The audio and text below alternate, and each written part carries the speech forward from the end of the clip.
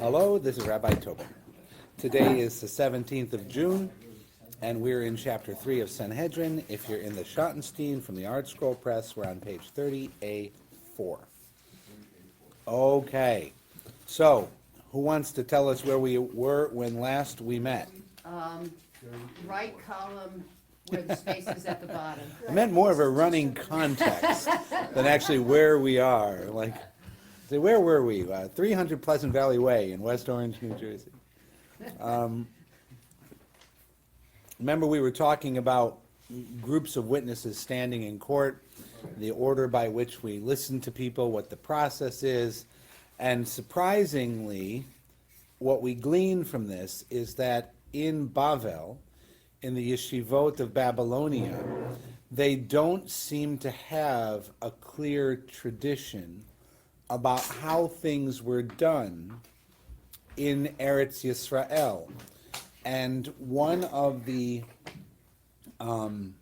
proof texts, or one of the sources that they used, you recall, was, when people were behaving properly in Jerusalem, they did blah, blah, blah. You remember that little piece of the thing? Mm-hmm. So let's get out of our Talmudic mind for a minute and just take a historian's eye on that. What does that tell you? What can we learn about the timeline and the reality of Jewish history regarding Jerusalem, Israel, and Babylonia? Right? Well, let's think about it. The destruction of the temple happened in what year? Second temple. 70 of the Common Era. But Jews are still there. After the destruction of the temple, they're still there. The Sanhedrin, which functioned out of the precincts of the Temple Mount, would have been dispossessed, but not necessarily out of business. And you can't equate the Sanhedrin, which is the primary legal court, you would call it a combination of the legislative and the judiciary in the American system. Both of those roles would have been played by the Sanhedrin. They didn't go with those who escaped Jerusalem to found the yeshiva in Yavne, which eventually becomes Rabbinic Judaism's great literature that results in the Mishnah, and the Mishnah results in the Talmud, and the Talmud results in us. So there is a group of people who move out of Jerusalem before it is destroyed in the year 70, and they are our progenitors. However, they're not the only Jews in the game, and they don't equate to the Sanhedrin. They overlap. Many of the rabbis, who the Christians would call Pharisees, those who were the experts in the law and saw the observance of Judaism as a legal enterprise, as we do today, many of them would have stayed behind in Jerusalem. The courts would have continued to function somehow, in 73 and 75 and 80, 85, 90, 95, 100, 105, 110 of the Common Era until Bar Kokhba in the 130s. So it's a whole generation and a half after the destruction of the temple that the Bar Kokhba revolt results in such suppression of Jewish nationalism that Jerusalem becomes off limits for Jewish people. All right, so it's only in the 130s that it becomes illegal on pain of death for a Jew to walk in the streets of Jerusalem. Up until that point, you still have the systems working there. So it's not exactly clear when the Babylonian Talmud says, let's just say around the year 300, when the courts in Jerusalem were behaving properly, it's not exactly clear what they're referring to. But we do know that they're referring to something before the year 130, maybe something before the year 70. You get what I'm getting at? So it might mean early Tannaitic time. They were functioning with their full authority without significant Roman oppression, and that's what it means. So in an ideal world of empowerment under the late Hasmonean kingdom, that might be what it means.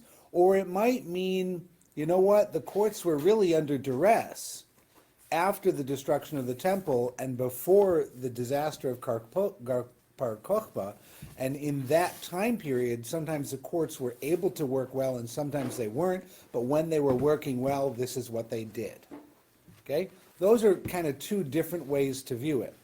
In any event, by 130, that's gone. When is the Mishnah codified? 200. Okay? So you've got another generation and a half from Bar Kokhba to the Mishnah when you know the courts aren't functioning in Jerusalem. So the Bavli cannot be referring to anything during the 70 years leading up to the codification of the Mishnah. That's why it doesn't have a clear tradition on how those things worked. Because you would have thought the Mishnah would tell you what it was in the land of Israel, and the Bavli would then pick up whatever the Mishnah said. But in the case of how courts actually functioned on a day-to-day basis, there's a break in the timeline. And over that time period, because of the different circumstances at different times, from year to year, from local leader to local leader, there may have been different levels of freedom or function. There may have been different levels of funding for the courts. The courts might have been impoverished. The courts might have been wealthy. We don't know. So what's happening from the historian's mind is the Bavli has some vague memory of when the courts worked, they did this. But in the interim, the courts must have been doing a whole wide variety of things, and we're left to our own to figure out what's the most logical thing in light of Torah verses, in light of Mishnah verses, in light of received tradition, and in light of whatever the heck is happening around us in front of us today. Which is why in this chapter we have seen something we don't always see in Talmud, which is we keep seeing this thing about Savara, right? It's logical. And the argument is, am I going to go with how I'm interpreting a Torah quote, or am I going according to how logic would make this work well, right? And how logic would make this work well seems to be a perfectly good source of their authority in this chapter, as long as it doesn't contradict Torah and so forth. But they are grasping around a little bit to try and figure out on what authority we should be making these decisions. Because a lot of these things, it could be this way or it could be this way, and you can imagine it being okay as long as it's consistent, right? But We then don't, you can go from one to another, and each one would give a different. and the different courts might have been functioning in different ways, which is what the Talmud is trying to clean up. The Talmud is trying to clean up when there is no authority, what should be the proper way. The problem is the Talmud also incorporates within it several different yeshivas who sometimes rule differently, right? Sur and Pumbedita are the great examples, Rav and Shmuel. Okay, anyways, that's background that we didn't really reflect on sufficiently when last we met, so I wanted to bring it in. All right, so that was on 30A3 when Reb Nehemiah talked about the Baraita.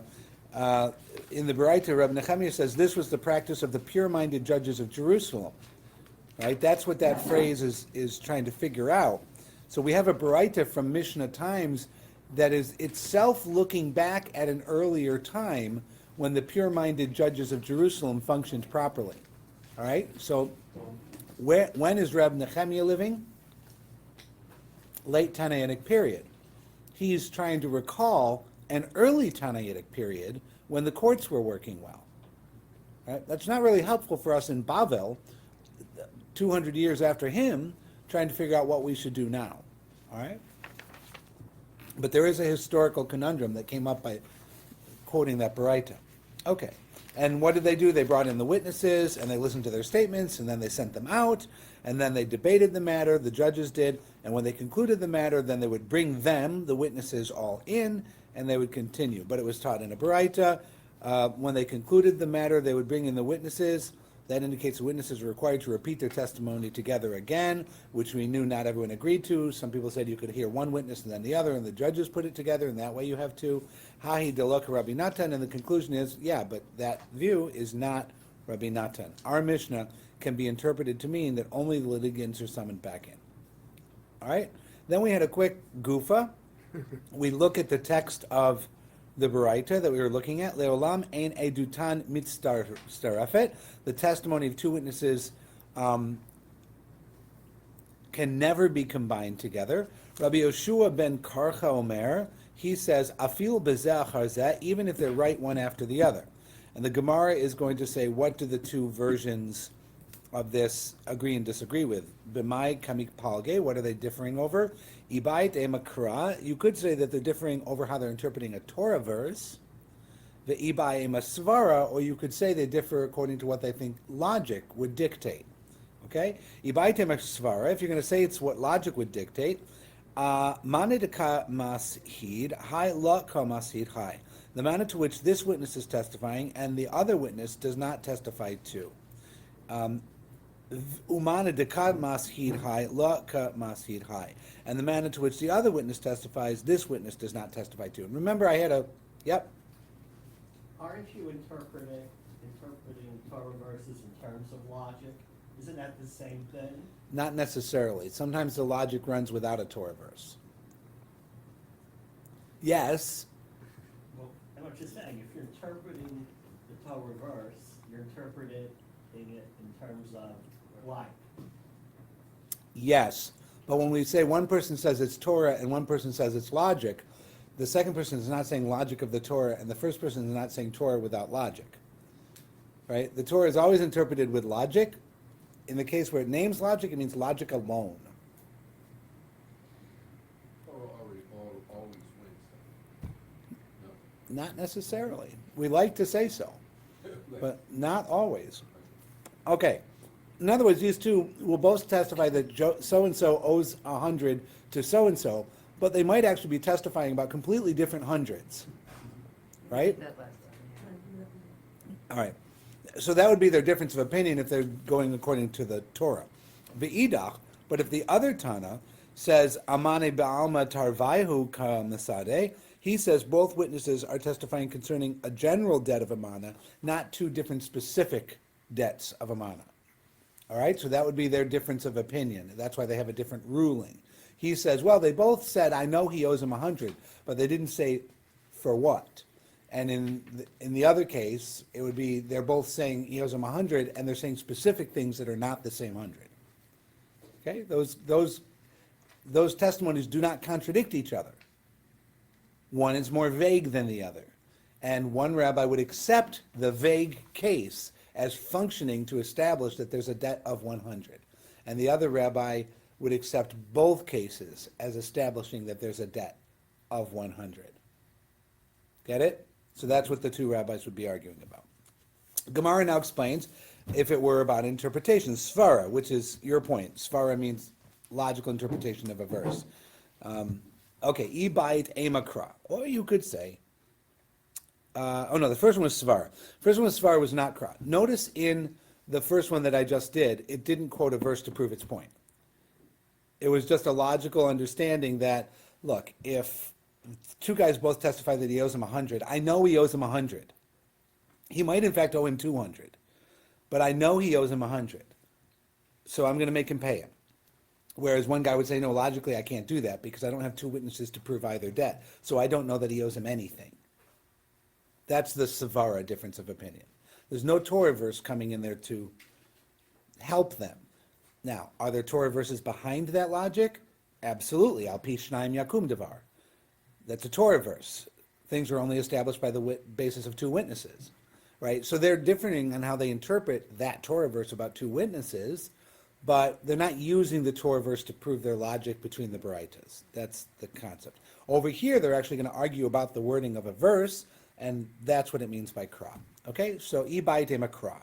So it should be a verse that they're differing about. Dichtiv hu eid o ra'a o yada. It says he is a witness, he either saw or he knew. Vitanya, and it's taught in a Baraita, me mashma amar lo yakum eid. Once it has been stated in singular form, a single witness shall not stand. Eno yodea shu echad. Do I not know that this one witness that the verse refers to? So, ma Talmud lomar echad. Why does it say one? Ze bana av. This verse creates the source of a general rule. Kol makom shene'emar aid. Any place where it says an aid in the singular form, hari kan shnayim, it really means two. Ad she yifaret lacha hakatuv echad, unless it specifically says one. What page are we on? We're on 30A4, and on the third level of rabbinic fancy in their logic. So what goes on here? They're saying we're going to interpret a verse. There's a verse that refers to testimony as one, where it really means one. And then there's places where it says aid in the singular, where it doesn't say the word one. Okay? So if in one place it says aid and needs to say one, the rabbinic logic is in another place where it says aid and it didn't say one, it meant two. And even though the word is singular, not adim plural. Why? Because testimony means two. If I say to you that things in Judaism are proven by kosher testimony, how many witnesses do I have? Two. Did I say testimonies? No, I said singular testimony. Clearly I meant two. If I say this case can be established by a single testimony, now I'm saying one. Because I said a single testimony. I said eid echad. Okay, so in that case, I said eid echad. For testimony to mean one, I need to say one.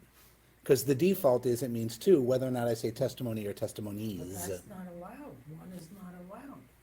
Or what, Unless I specifically say why, in some case, one would be allowed. such as what?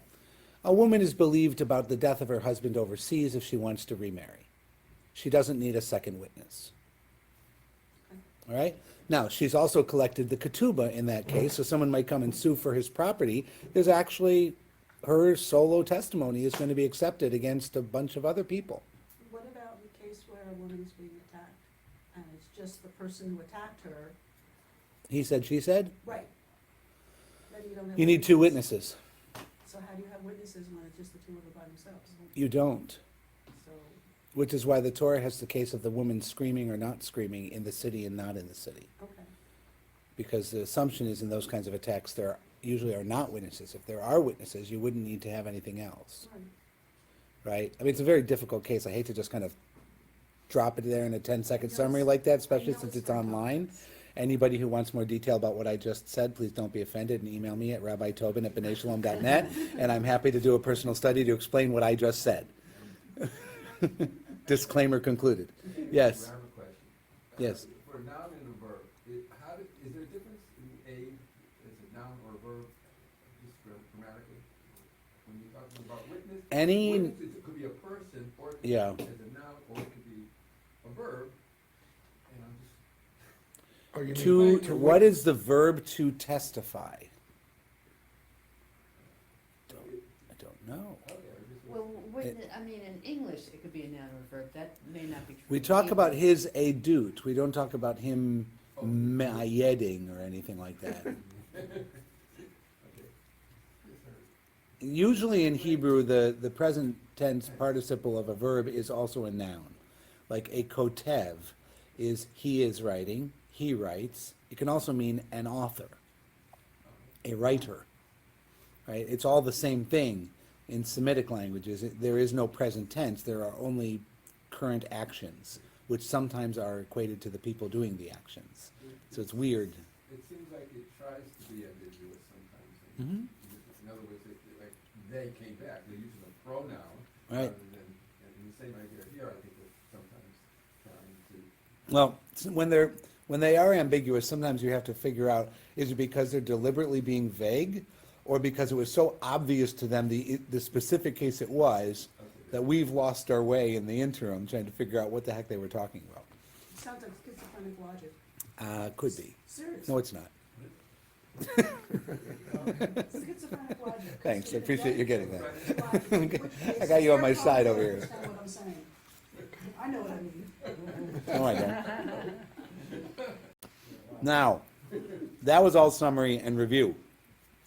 The Baraita's lesson now applies to the verse, and he is a witness, either he saw or he knew, which is a Torah verse talking about a single witness. Rabbi Yeshua ben Korcha's view is explained. The idach, if the other Tana, Rabbi Yeshua ben Korcha, counters with that, he would say, V'hu eid o ra'a o yada. Since the verse says he is a witness, either he saw or he knew, mikol makom.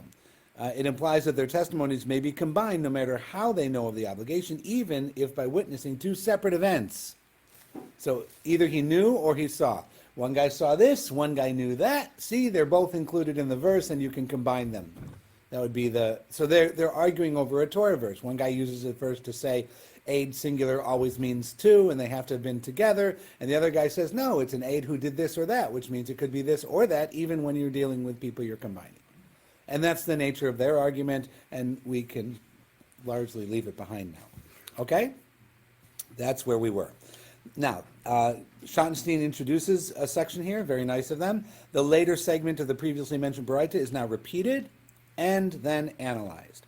Ve'ein edutan mitkayemet beveit din, and the testimony of two does not stand in court as the basis of a verdict, until shiya'idu, there's your verb, laha'id, shiya'idu shnehem ke'achad, unless both testify as one. Rabbi Natan Omer, shom'im devarav shel zeh hayom, uchesheyavo chavero lemachar. So Rabbi Natan's Baraita says, and we already learned this, it's just repeating, his opinion is, we listen to one testimony today, and his friend comes tomorrow, and we hear him. All right? So it seems that the beginning of the Baraita says they need to be together, and Rab Natan interprets that as, no, they have to be in line with each other, not necessarily on the same day, but saying the same thing. But my kami palgain, what do they disagree about? And the Gemara answers, I by ema svara, I by ema kra. Same structure. They might be disagreeing about logic, they might be disagreeing about a verse. So, I by ema svara, they look at the svara first, they say, mar savar, one person maintains the logical view that, eid echad ki ati lishavua ati, a single witness is effective only in regard to imposing an oath upon a person against whom he testifies. Lemamona lo ate, but regarding money, he does not suffice. So one guy has the logic that there are cases where one witness is acceptable and cases where one witness is not acceptable, okay? In regard to an oath, one witness is acceptable. In regarding a monetary obligation, one witness is not acceptable. What does that mean, an oath? So there are times when there's not enough proof, but the court is going to resolve the case by making the litigants take an oath about their claims, and then the court will resolve something based on that. So it's the oath that they provide in testimony? Correct. So why would you have one person testifying to an oath? I give up. So you're suing me. Remember Shnaim Ochazim B'Talit? Yeah. Bava Metzia? So you have two people arguing over a talis. Zeh yishava she'en lo bal pechot mechatzia, v'zeh yishava she'en lo bal pechot mechatzia, v'yachaloku. This one swears that not less than half of it is his. This one swears that not less than half of it is his. They divide it in half. That's the court. The court makes them each swear, and then divides the object, so that their oath is true from their point of view. They each believe they have a full. They can't both swear that they have a full. They'll be one of them is taking God's name in vain, intentionally or unintentionally. It doesn't matter. So you're not going to allow. So they sell it and divide the proceeds in half. So now you're going to say the court demanded that we sell it and divide the proceeds in half. I haven't gotten my half. So now you go back to the court, right? And there were the two of you there swearing these oaths. So how many witnesses do you have? Well, you're not going to swear about yourself, so you're a witness to each other having taken the oath, right? So you could say, yeah, he took the oath, and he owes me half of it, right? So Who gets the money? they each get half of the money. Yeah, but the judge should collect the whole thing and then divide it. That's a good idea. I can't argue with you. Seems that's not what they did. So he's going to swear. He swore an oath to me. I'm one witness testifying that he swore the oath that he owes half of the talis. But he swore the oath in front of the judge. Maybe the judge died, Oh, right? that's a good idea. Maybe I find out later the judge is my father. No, let's not do that. Isn't there 3 judges? Okay, we're not going to worry about the judges. We're talking about one person testifying to there being an oath, and why that could happen and why that person would be believable.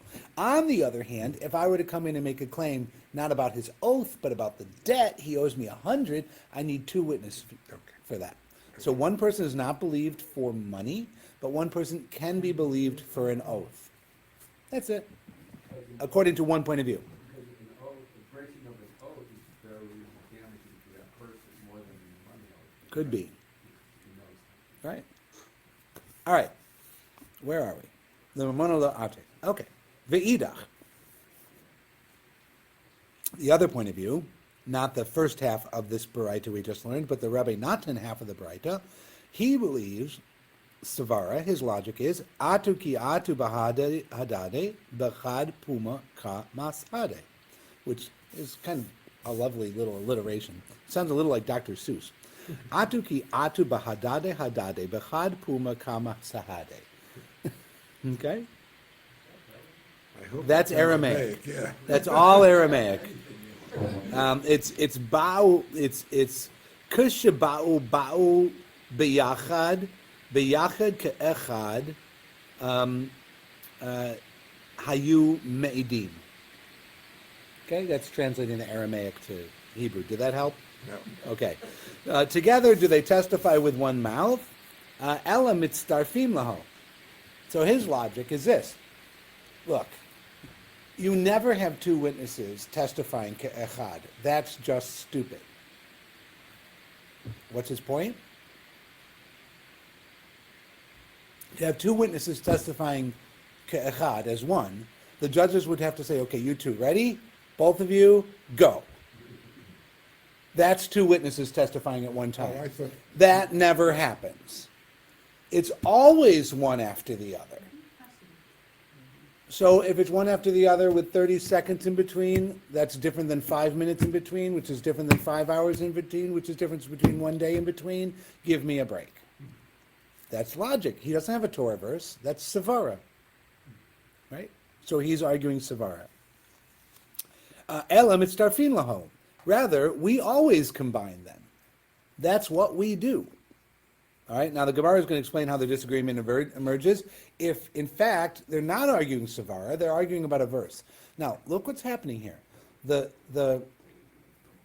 Stam of the Talmud, the editor of the Talmud in this section, doesn't know why they disagreed. It hasn't been preserved. He has conflicting Baraitot. He doesn't know why the person at the front of the Baraita and the person at the bottom of the Baraita have this disagreement. He has no authoritative tradition on it. He doesn't have a system of jurisprudence coming out of the late Mishnah, early Talmudic period saying this is how my teacher told me. He's got nothing. He's saying, okay, it's got to either be a Torah verse or it's got to be pure logic. If it's logic, this is why they would disagree. If it's a Torah verse, this is the best verse I got. They're not quoting this verse. I'm bringing this verse. Right? Now, the other way to look at this kind of stuff is some of us in the seminary came up with this theory.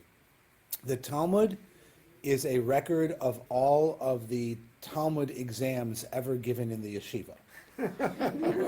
Right?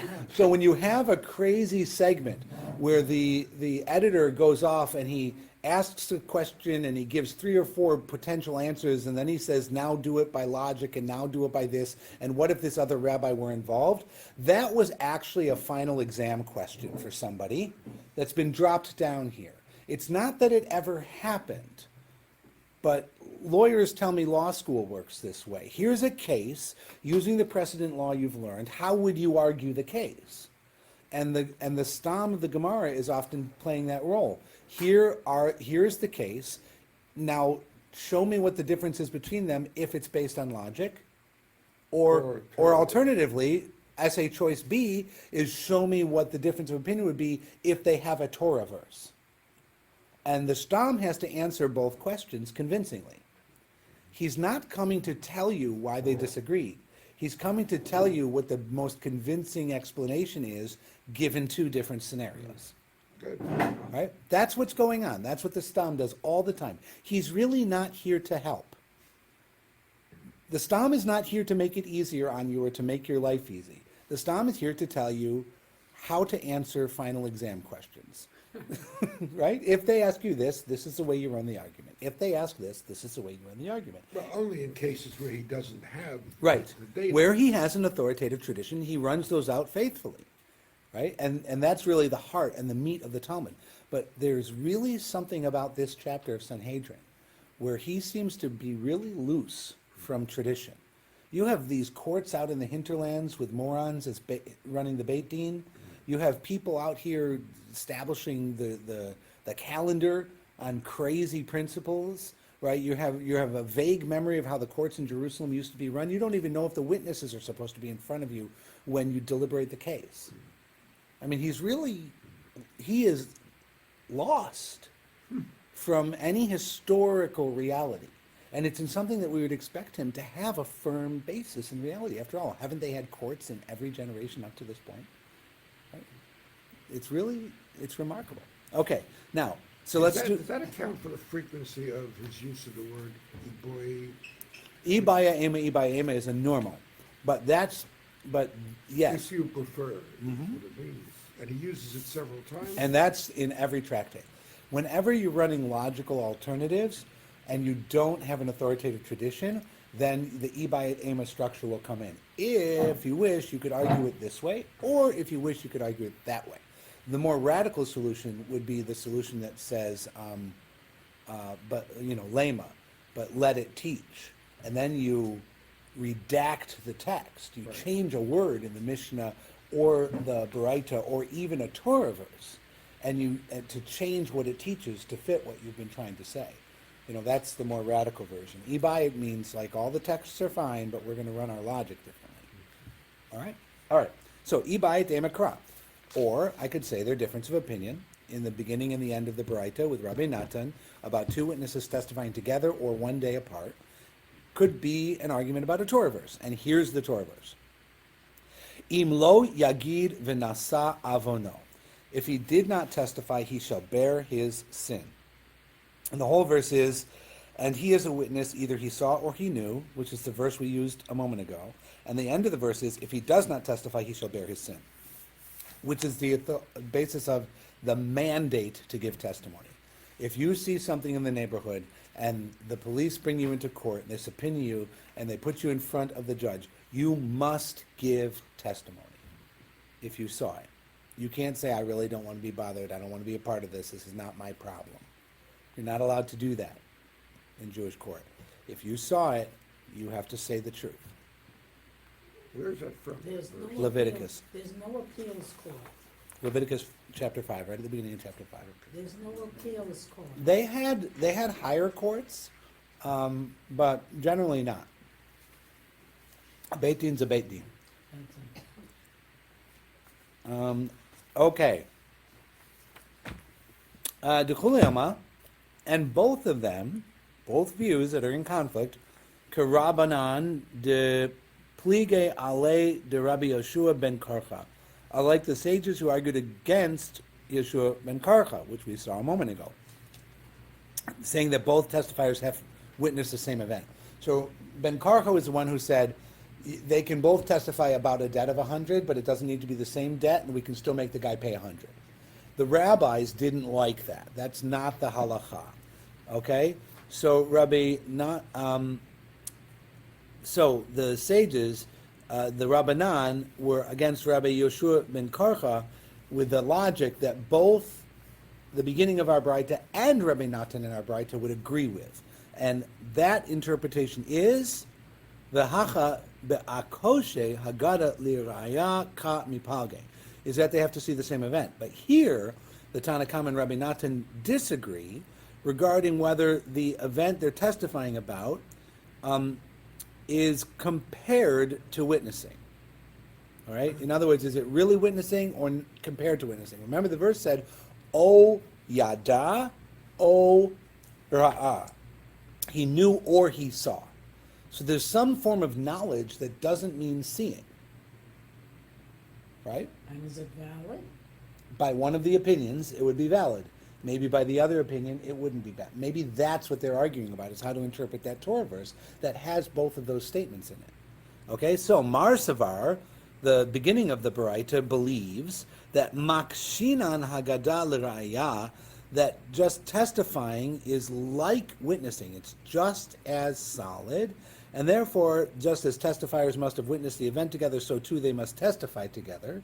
So the two are the same. You're going to treat knowing and speaking the same as you would treat witnessing and seeing.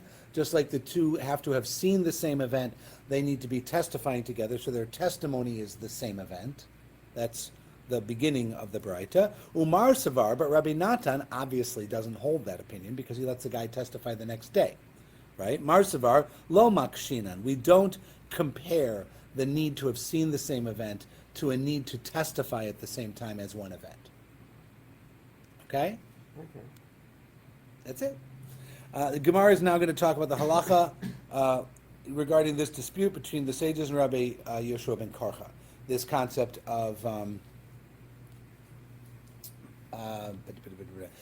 equivalent debt but different events, right? So they're both testifying to 100, but it's a different 100, and the sages didn't like that, and Ben Karcha loved it. Okay? By the way, let's take a straw poll. If I owe Ron $1,000, and you two know that I owe him $1,000 from the scholarship, well, that's bad because it's not my money. $1,000 because I hired him as a consultant, and you three know that I owe him $1,000 because I borrowed money from him, right? And you go into court, and I just take one of each of you, right? So I have one saying this and one saying that. Should the court make me pay him $1,000? Just in your own opinion. Don't think about Talmud logic or just your own opinion. Should the court make me pay him $1,000? You've testified that I owe him that $1,000, and you've testified that I owe him this other $1,000. So you have two witnesses that have come up with I owe him $1,000. Sure. Should I be forced? Should I be forced to pay him? Pay Throw up. the money. Well, you want two? Are you willing to go for two or nothing? Are you willing to go for two or nothing, or would you settle for $1,000 for sure? Sounds like a game show. It is. Honestly, Typically, the way the Talmud runs, they tend to try to go down the middle, just like you said with 9 wolves and 1,000. Right. But they say, hey, split. So if I say I want 2,000, and you say, no, I don't owe him anything, they'll say, give him 1,000. no, they would say, where's the witnesses? Yeah, where the witnesses are, yeah. Right? But if it's, yeah. What is, everyone seems to, I heard from 3 people who said I should be forced to pay the 1,000. Yeah. I have a single witness on each of 2 different debts of 1,000, so I should pay him 1,000. What if both witnesses are wrong? I mean, the whole point of having 2 witnesses is because you can't believe just one person. What if I just got ripped out of $1,000 and I'm innocent? I only have to pay $1,000 because more than one person is telling a lie? What? The unlikelihood of That makes no sense. I mean, that's the whole principle of witnesses. 2 different events and with 1 witness each, is what you're saying, rather than 1 event. With 2 witnesses, exactly. And so, again, can we count the events rather than the witnesses? And then you have 2 witnesses, but that isn't like biachat, it isn't like the one thing, it's a separate concept because they're different. So this is what they're doing. So Ben Karcha is a guy who would say, yeah, make him pay. Obviously, he owes him at least 1,000. He's a welcher and a no-goodnik, and he should pay off his debts. Right? So they're going to make him. That's Ben Karcha. But the sages, and evidently Rabbi Natan, say no. They're going to hold that Torah al pi shnayim. 2 people need to have seen the same thing. Well, let's see how it goes. Okay, I was just touching base, seeing if you guys got it. Rabbi Shimon ben Eliakim hava mishtaked alei de Rav Yossi be Rabbi Chanina lemismeche. Oh yeah, lemismeche. Interesting. Rabbi Shimon ben Eliakim was working diligently for Rabbi Yossi, the son of Rabbi Chanina, to have him ordained. I want my son ordained. Right? The smicha, putting hands on his head. All right. So, why would anybody want to do that to their kid? I don't know. Velaka mistaya milta, but the effort was not successful. Yom echad hava yatev kame de Rabbi Yochanan. So Rabbi Shimon ben Eliakim is in front of Rabbi Yochanan, and sitting in front of the guy means in front of him as a legal authority. Like, I'm sitting in front of you, you are my legal authority. I'm sitting in front of you, I'm like bringing a case to you. I'm learning from you. There's a deferential sense of sitting in front of him. Amar Laho, and Rabbi Yochanan says to his students, here comes the final exam question. Mi ikad diyada, is there anyone here who knows, halacha ke Rabbi Yeshua ben Karcha or lo? If the halacha follows Rabbi Yeshua ben Karcha or not. So he sits back. This is, what's his name in the paper chase? He asks the question, he sits back and he's going to pick his students apart. Amar le Rabbi Shimon ben Eliakim. So Rabbi Shimon ben Eliakim goes, this is my big chance. Din yada. This one knows. Yossi, the son of Rabbi Chanina, right? Who he wanted him to be ordained, right? So you're sitting in front of the big Rebbe, and the Rebbe asks a halachic question, and you've been trying to get your son to be accepted as a rabbi for a long time, and it's not working. And here's your big chance. You say, hey, my son can answer that question. Come on, kid, up in front and center. All right? Amar le.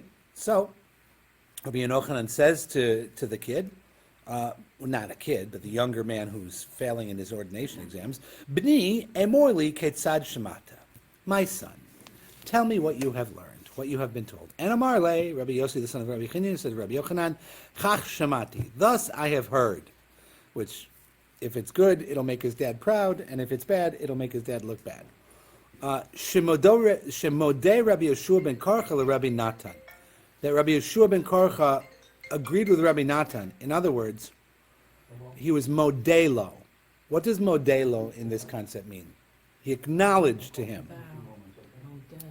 Interesting. So when we go anachnu modim or ani modeh, we bow because we're acknowledging the fact of the presence of God, right? So when you are modeh to another person, you are acknowledging that their authority, their superiority, or the validity of their argument. Right? Have you ever been in an argument with somebody and you get about halfway through and you're like, oh, yeah,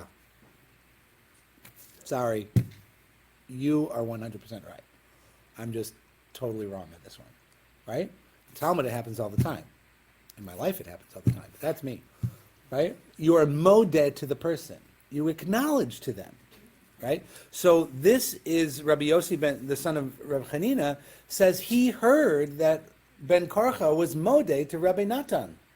So you have a baraita that preserves an argument that Rabbi Ben Karcha recanted. All right? Which does happen sometimes. We have a baraita or a mishnah that's preserved, and then somebody else has a tradition, oh, he recanted that. Right? Which makes it messy, obviously, because why do I have a text that I'm going to spend a couple of pages with the stam running through it, only to have somebody, the stam come in at the end and say, oh, by the way, he was modeh on that. Right? It's like, why have I been studying this for the last day and a half if he's just modeh on the whole thing anyways? Right? So this probably is not going to go very well. So Rabbi Yochanan was unimpressed. Amar lazeh hutzrachti. Right? This I needed you to tell me that Ben Karcha was modeh about Wait, you this. skipped the whole part about ordaining him. No, I did that. Okay, I missed it. Go ahead. It was probably a nice daydream. Whatever it was very pleasant. So it started out with a father has a son he wants to ordain, and it's not working well. He brings his son to Rabbi Yochanan, the great scholar. He tries to show him off with his question, and the kid gives a stupid answer. Yeah, but He's modeh. That's and the response first from Rabbi that has to Yochanan. ordain him, or in Yeah. the Aramaic, yeah. Yeah, Rabbi Shimon ben Eliakim hava mishtaked alei de Rabbi Yossi be Rabbi Chanina mismechei, to give him smicha. Yeah, in other words, he was blackmailing the master to ordain him before he gave the answer. He wasn't blackmailing. He was just trying to get him ordained, but it didn't work. It wasn't working. V'lakam mistaya milta, but it didn't work. So. Right, so he puts him in front of Rabbi Yochanan. He's trying to get him ordained. Rabbi Yochanan asks a softball question. The guy says, my son can get that one. He goes, no, what's the answer? And the son, instead of giving a reasoned, logical answer in the style of the stam of the Gemara, well, you could say, Ibayedema, and there's a Kra and a Svara, and over in Bava Metzia we have a case, and the Torah verse says, That would have gotten him smicha. Instead, he says, "Oh, I heard he was modeh on that." Well, how can they prove that he was modeh? I don't know. I mean, somebody would have to know that he was modeh. Are you looking for the meeting? I'm sorry. Down the hall, I think. But no, you're in a good place. Next door down. Shemoda Rabbi Yehusha ben Karcha. Okay, so here we are.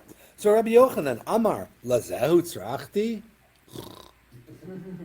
He's like, really? I needed that? I have been lacking your answer all my life. It's not a very nice response. Hashta umai karaya bahade. Because, look, now, if in actually witnessing together, Amar Rabbi Yeshua ben Karcha lo ba'inan, Rabbi Yeshua ben Karcha said it's not required that they be together. Hagadami baye, is there any question regarding testifying? So, the beginning of the Baraita that we're looking at, the Tana Kama required that witnesses observe an event together. They testified together. Rabbi Natan said they can testify separately. We knew that. So, why does he have to be modeh about something that's already known? Right? Rabbi Yosef, so, everyone following that? Like the requirement that they testify together is not absolute because you have the Rabbi Natan thing. We don't know that it's Ben Karcha, but Ben Karcha, okay. So he says, look, it's not logic. You're not telling me anything. However, Amarle, Yochanan says to the same guy, Ho'il va'alita lo tered, but once you have risen, you shall not descend. So evidently, he gets smicha, because he's in this place, and he's being asked a question, and he's giving a ruling, and he said, okay, I heard he was modeh, he knew the case, some people pass with an A, some people pass with a C. What do you call the last person in medical school? Doctor. Somebody else's doctor, hopefully. But doctor, right? So he didn't get an A, but evidently, okay, since you went up, you won't be taken down. So what do we learn from this? Amar Rabbi Zera. So Rabbi Zera says, Shmamina, learn from this, that Gavra Rabba Kevan de Istamich Samich. Once a great man has been ordained, he is ordained no matter how stupid his subsequent answers are, basically. Okay? Smicha is smicha. Idea? Where is, I mean, once, Smicha is smicha. yeah, I know, but why did they put it here? I don't know. Was anybody's ordination ever? Elisha ben Abuya. Elisha ben Oh, but Abuya. that's the one. I mean, he's the, You said anybody. Right? stop showing Hey, you're setting me up. You asked me a question, I gave you the answer, and you said, stop showing off. Well, then you're, Al tasi michol lifnei aver. Don't put a stumbling block before the blind. You asked me a question, I'm giving you an answer. It's like he failed his final, but he still graduated. What's that? It's like he failed his final. He failed the final, but he had an overall passing grade. Yeah, that's whatever. He still graduated. It's an interesting concept. I mean, in the modern world, it's an interesting concept because I have seen cases where rabbinic title is taken away from people. in the modern times? Yes, contemporary, in my Really? lifetime. In my, Who takes it away? so it can only be your ordaining or licensing body, and it's different in different movements. In the conservative movement, the Jewish Theological Seminary confers upon the graduate the title of rabbi. The Rabbinical Assembly of America accepts those rabbis into its movement as licensed conservative rabbis. To be a rabbi in the conservative movement, you don't have to have graduated JTS, you have to be a member of the RA. All graduates from JTS are admitted automatically to the RA, the Rabbinical Assembly. But the Rabbinical Assembly of America can take people out. So they can't take the title of rabbi away from you, because you earned that from JTS and you have a diploma on the wall. And until they take that diploma back, you have the title. But the RA can stop you from functioning as a rabbi in the conservative movement. I know of people. On what cause? Usually it's something like performing intermarriages or, breaking Shabbos and eating treif in public on a regular basis, just as a lifestyle. You've given up on that stuff, but you're trying to continue to work because you need to make a living. And they say your lifestyle, or adultery in the congregation is another one that I've seen this happen with. You get pulled up on what's called the Vada Kavod. There's an ethics panel that will do an investigation and determine if the accusation has merit, and if it's serious enough. There's usually a censure period of time, some period of time where the rabbi is sent for some form of remediation, retraining, teshuva, whatever it is, during which time the rabbi agrees not to use the title rabbi until they've gotten past it, and then they're reinstated in good standing and they can use it. The title's not taken away. The rabbi agrees that they're censured from using the title during this period of reprimand and You healing. need two people to bring this. You need a whole mess of people to make that happen. That is not a happy circumstance when that happens. Usually quite bad things have happened, and it's usually a shanda and a busha and a klima and an embarrassment to everybody involved, and so nobody really wants to talk about it, and it's dealt with in as kavodnik a way as possible. In the Orthodox movement, I'm not privy to the cases where it happens, but it happens.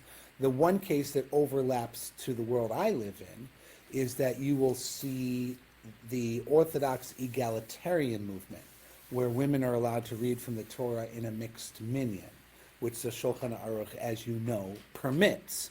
So, quote-unquote, Orthodox halacha permits a woman to read from the Torah in a mixed minyan for men who are present.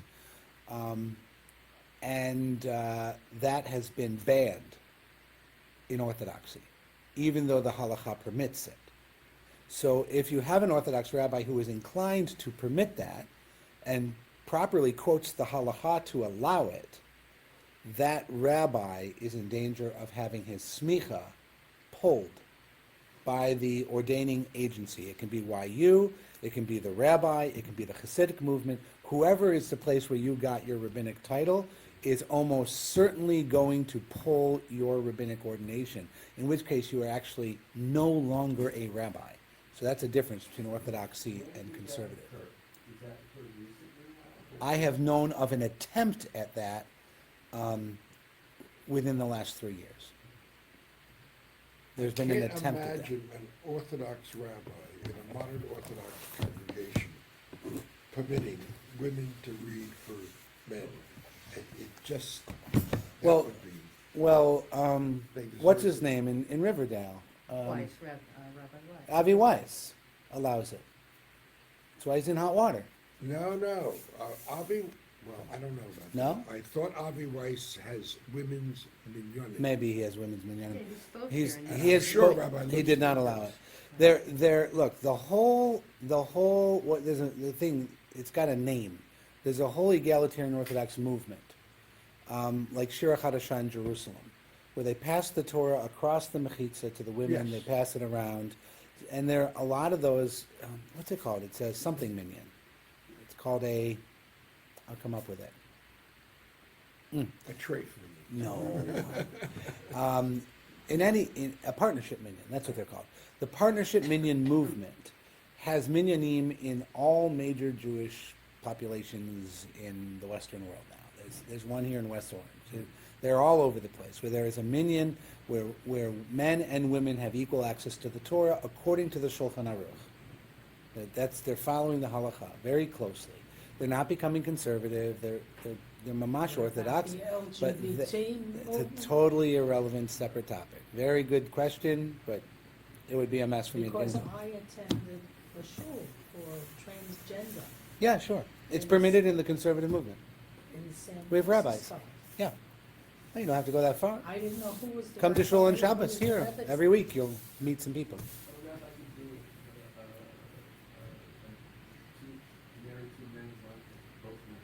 Yeah. Yeah, I'm not allowed to do an intermarriage. Like any two Jews eligible to marry each other, I can marry. Right? I mean, I would still follow the law. They can't be married to other people. If they were married, they need a get. I'm like, I'm going to go. Yeah. But yes, the conservative movement allows the marriage of a man with a man, a woman with a woman, but we do not endorse intermarriage at this point.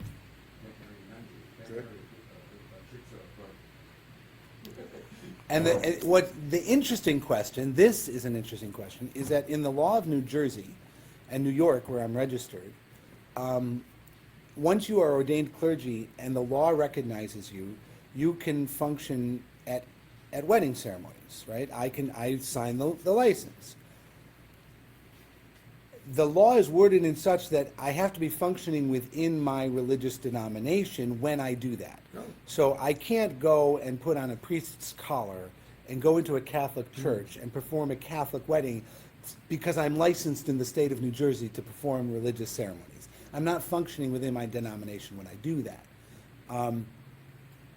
The question is, when you go far enough away from a Jewish ceremony, but not into another religion, if it's not forbidden by Judaism, am I allowed to do it?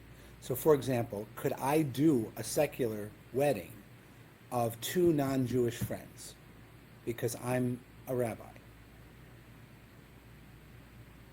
I have two friends from college, they're getting married, I'm the clergy they know the best, and they want me to do their ceremony.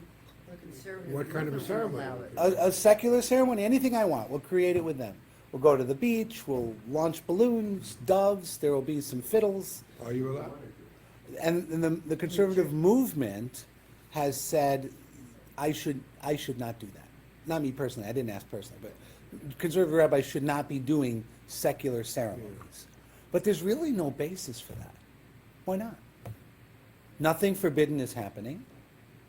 And I'm permitted under the laws of the state. I'm not functioning outside of my denomination, right? Like I would be if I were in the church, so no. And the real question then is, it's not really about weddings. It's probably about funerals. Can I go to St. Anthony's Funeral Home and say, I'm available for secular funerals? I'll do anything. Can you? That's what they would say, you probably shouldn't be doing that. I agree. But why not? Very Now, depressing. if you're licensed in New Jersey, but suppose somebody's getting married, say in the Poconos, it's a Jewish wedding, could you still perform the wedding? Pennsylvania allows clergy from anywhere to sign the document. They're very open in religious So freedom. most states have reciprocity? No, everyone has their own law. There's no such thing as reciprocity. Whatever the local law is, you're permitted to do it or not. Usually, if you're not permitted, it just means you have to register, which means you have to pay it $25. New York City needed my $25 to let me do weddings in Manhattan. Upstate doesn't. Okay? Okay. Up, we're at 1 o'clock. So, are we at a place where we can stop? Yes, we are. So Rabbi Zera said, if you've been ordained, you're ordained, period. And there's no censure. All right? That was an interesting conversation. It was, I agree. Talk to you. We are off next week. I'm on vacation. That takes us to the first Monday in July. What's the date of that? That's the 1st?